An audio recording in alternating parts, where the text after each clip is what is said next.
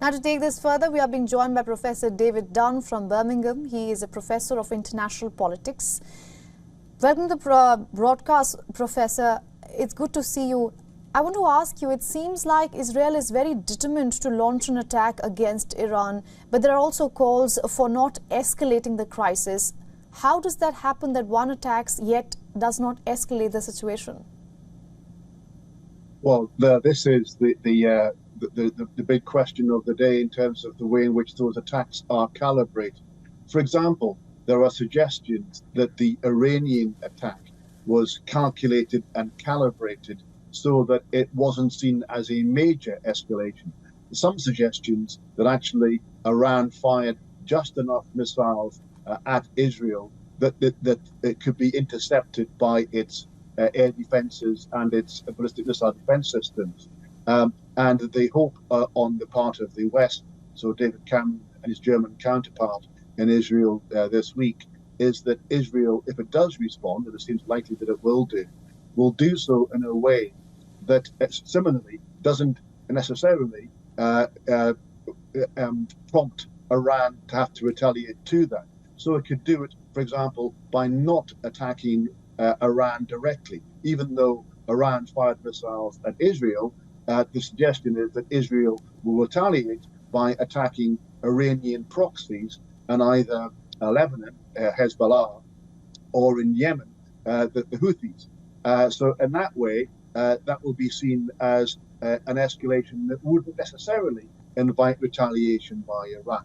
But it's a complicated business. Absolutely, Professor. Now, Israel has been accused of the attack on Iran's consulate in Syria. It seemed like the West was not kept in the loop until the last minute.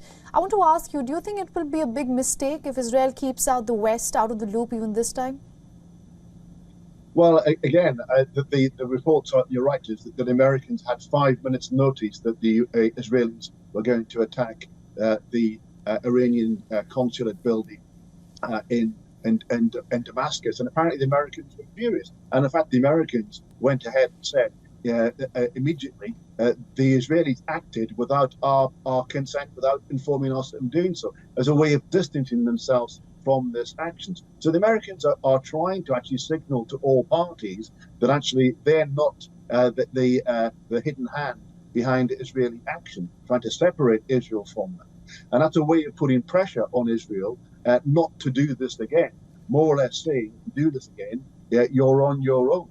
So the Americans in a variety of ways, and the other allies, are trying to pressure Israel not to respond in a way in which we would reflexively, ordinarily do so, in a way to try and curb Israeli action and therefore limit the prospects of escalation. But the ability of the Americans to do this, as you can see by that example, is limited. The Israelis are their own actor. And while they may take some heed of what the Americans and others say, they are capable and indeed demonstrate that they are willing to act on their own initiative without taking necessarily the advice of others. Right. Professor Dunn, before I let you go, there is a reason that Iran and Israel's decades-old shadow war has come out in the open in this moment. I want to ask you, do you think that this could have a bearing on what's happening in Gaza?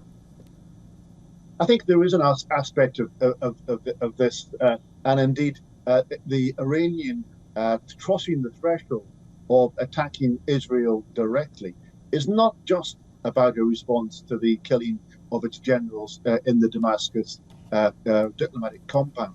It was also a way of Iran signaling to Israel that if you escalate this war further, if you, for example, send in your forces into the south of Gaza in a way that leads to, again, tens of more Palestinian deaths, then we have the capacity to attack you directly for that. And indeed, we have the capacity to attack you more than we did last time round, because this was a limited strike by Iran. Iran has the capacity to inflict more damage on Israel than it did in this present attack. And whether they're serious or not, what they're doing is signaling to Israel that we have this capacity. We have now pressed that threshold of attacking you directly, and therefore think carefully about what your next moves are in Gaza. So absolutely, there's a huge number of signals being sent as part of this conflict. Absolutely, and that's why many experts like you have been calling Iran's attack not just strategic but also symbolic. Thank you so much for joining us here on WION and getting us all those insights, Professor. Always a pleasure. For all the latest news, download the WION app and subscribe to our YouTube channel.